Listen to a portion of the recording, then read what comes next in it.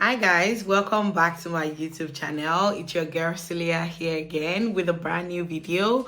If you don't know me, my name is Suleeha. I'm a Nigerian YouTuber residing in Ontario, Canada.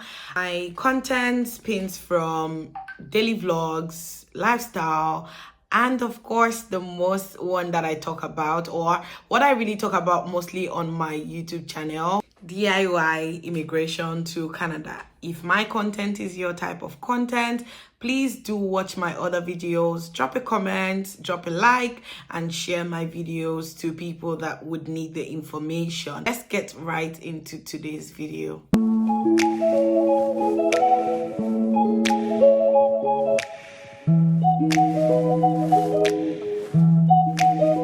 Taking a look at the policies that the Canadian government has set in place for international students, a lot of international students have come to put their dreams, put their decision to move abroad to study on hold because of these policies that doesn't seem friendly to international students. And of course, as an international student, you would want to think twice before you make decisions. Oh, do I really want to go to Canada without my partner not being able to work? Do I really want to travel and not being able to settle in that country? Finally, particularly when your main reason for wanting to travel abroad is particularly to migrate permanently.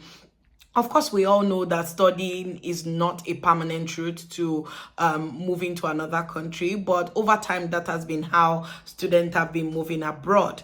And taking a look at the policies, it has really, universities, let me put it to say, the policy that the Canadian government put out seem not to favor students who intend to study in colleges or in private colleges, which brings me to this video.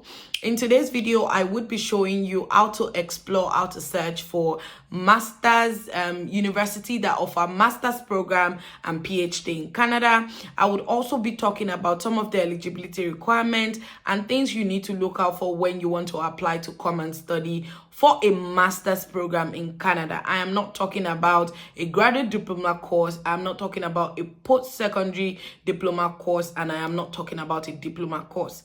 I'm basically strictly talking about a master's degree.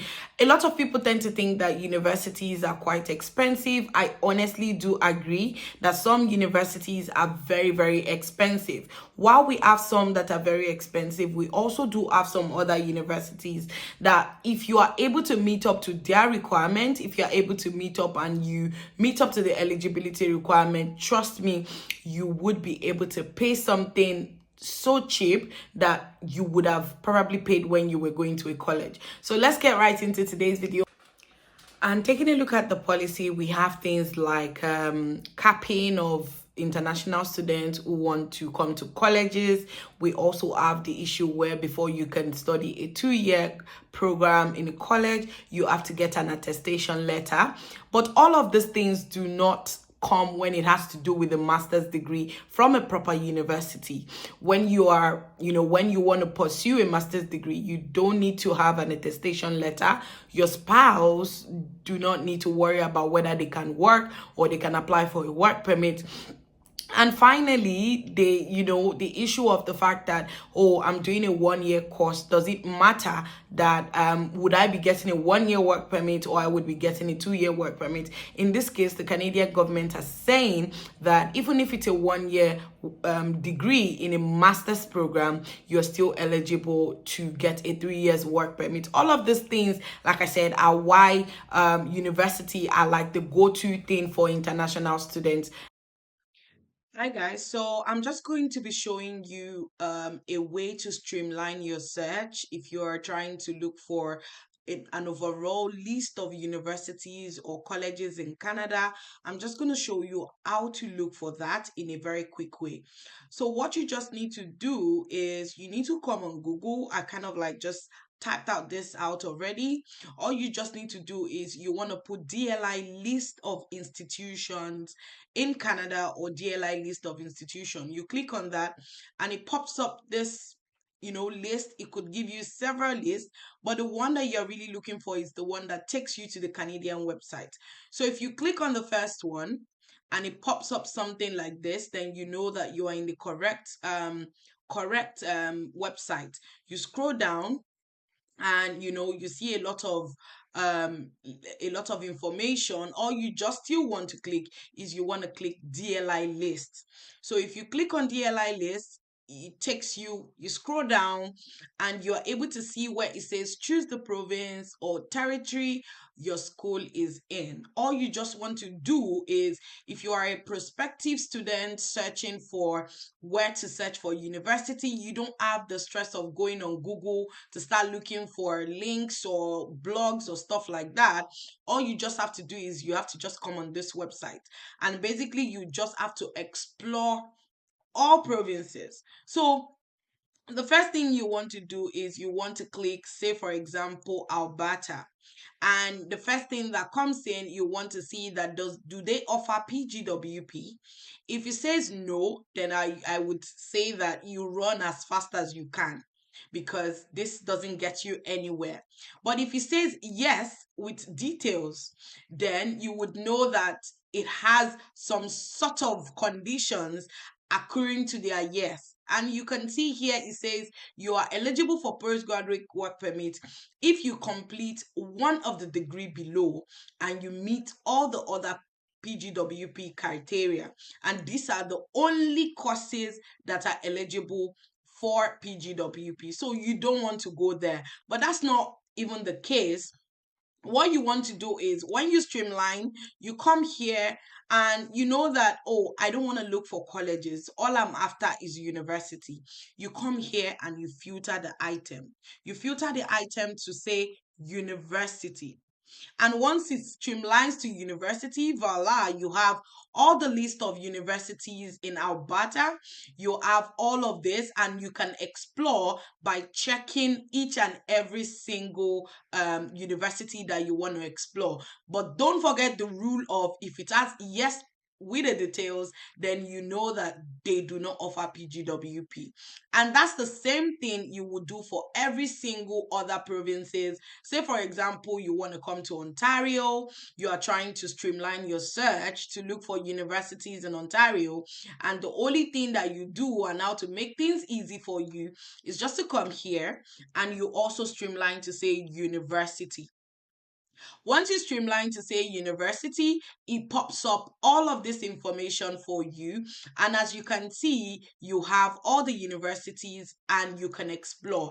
They don't really even have much of, oh, yes, with the details, but at least you know that you could actually put this on Google and search for their requirements. I think basically that's just it when it comes to searching and streamlining for DLI. So now the next thing I'm going to be talking about is basically, I just showed you how to look for a university. When you search for a university and you decide that this is what I want to do, the next thing is for you to check out their programs and check out their eligibility requirement. So the next thing I'm going to be talking about is the master's program eligibility requirement. Eligibility requirement for master's program differs from university to university, and all of them also have their own peculiar requests. Also, depending on the type of program that you've chosen to do in those universities, those programs as well has program specific requirements where you will need to go beyond what the general requirement is, but also to fulfill the program requirement for the course. In Canada, master's degree could be done as a cost-based program, or as a thesis or research-based program.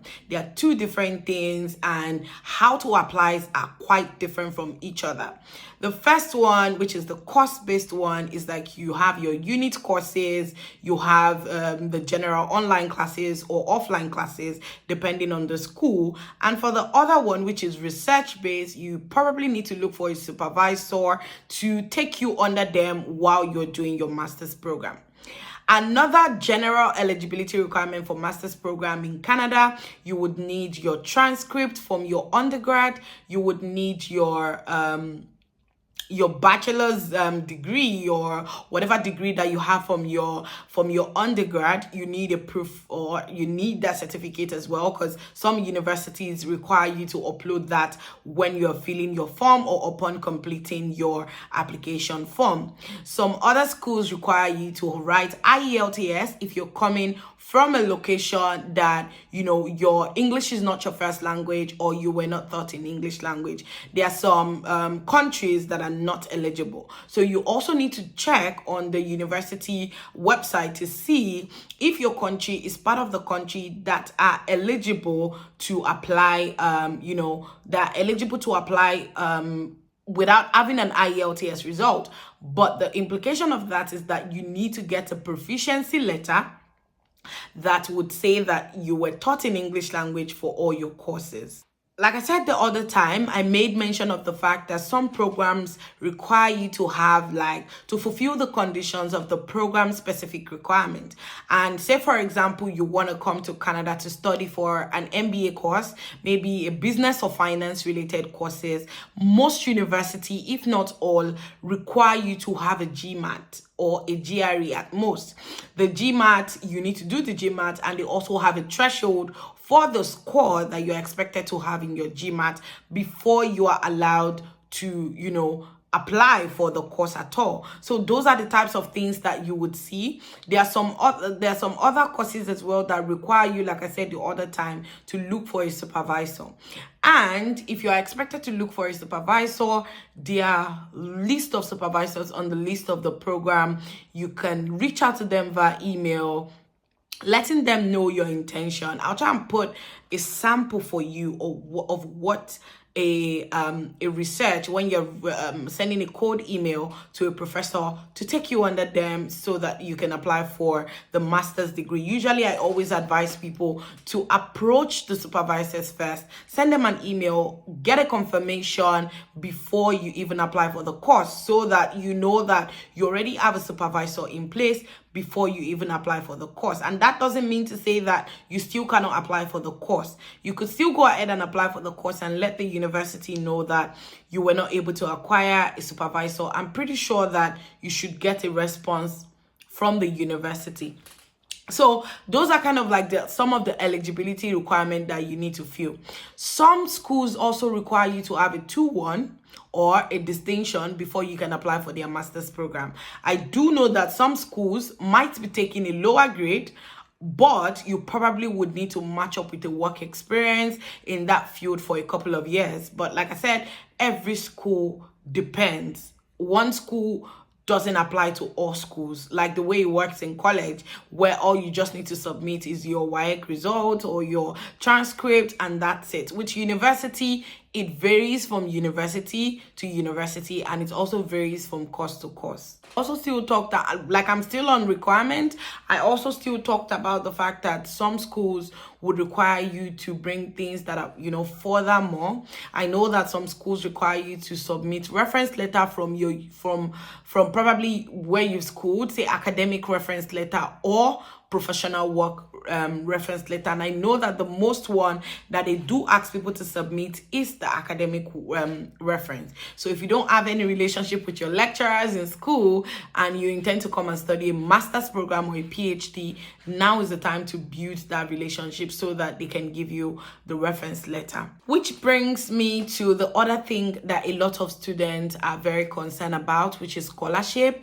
A lot of schools in Canada might sponsor, but you might need to find out which one actually do sponsor. I know that some schools in Canada, like University of Toronto, University of Ottawa, University of Manitoba, and quite a few. I'll try and put a list here for you to see some of the few that I know that they do sponsor and they offer scholarship. And of course, it's not easy. It's a serious thing because it is highly competitive. A lot of students are trying their best to get into the system to make sure that they get that scholarship. So they've started way long ago, before they even started applying for the admission or before the admissions are even declared open. They are prepared with all the applications. It is highly competitive, but it is doable. Schools offer scholarship, and monies are even set aside for scholarship for students who wants to come and pursue a master's degree or a PhD degree in Canada. Like I said the other time, you would need to find which school, and you would need to look at their requirements. You will also need to look at how you need to apply.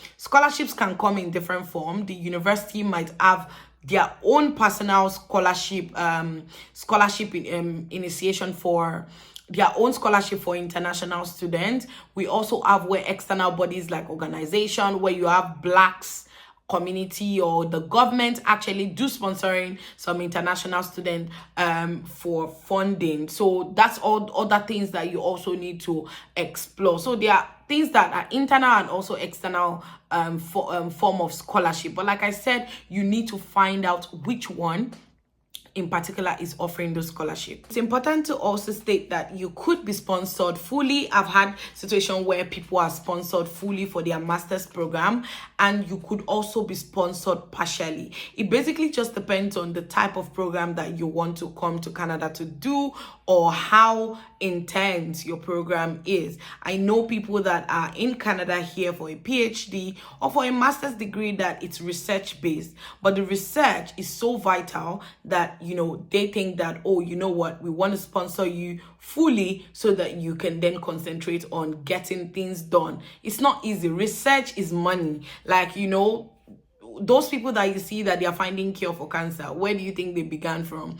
They began from you know, things like this: university, master's program, research program, where they come together and they find a solution to things. So that makes university want to sponsor. So it also depends on the kind of course that you want to do. You just cannot want to do a course that's not going to be relatively important, or that's not important basically, and you expect to get something in return. Might be a little bit hard, you know. So like I said, it's all about research. People do not like to study, people don't like to read, and people don't like to get information. If you are not the type that don't like to get information, this is not the video for you. Because if you you know, if you're thinking that everything is going to be given to you on a platter of gold, it's not going to be done. You need to work hard, and you need to find that information so that you can do what is necessary for you to do when you want to apply for your master's program. I think that brings me to the end of this video. Like I said, I just really wanted to show you how to search for schools in Canada that are offering master's program, and also I just wanted to inform you of the things that, you know, you need to look out for when you want to apply for a master's degree. It's not for everyone. If you have an HND program or an ND program, you have limited opportunities, because I'm sure that not all schools will want to take an HND, but it doesn't mean that you would not find the school. It's just all about you exploring and reading the conditions and requirements the schools are given. So like I said, policies upon policies, I still think Canada is really friendly. If you want to come, if you want to school abroad, I still think Canada is still the best place in terms of immigration, because at the end of the day, there's always one pathway or another for you to explore if you intend to stay in Canada forever. So I wish you guys all the best. If you intend to do a master's program, get on right on it, because schools are closing for September, programs are closing for September. It is time for you to do what is necessary. In my next video, I would be showing you guys 10 schools that you can apply for. I would also be showing you how much it would cost for you to school in those type of schools. So please stick around, and I will see you guys back in my next video. Bye.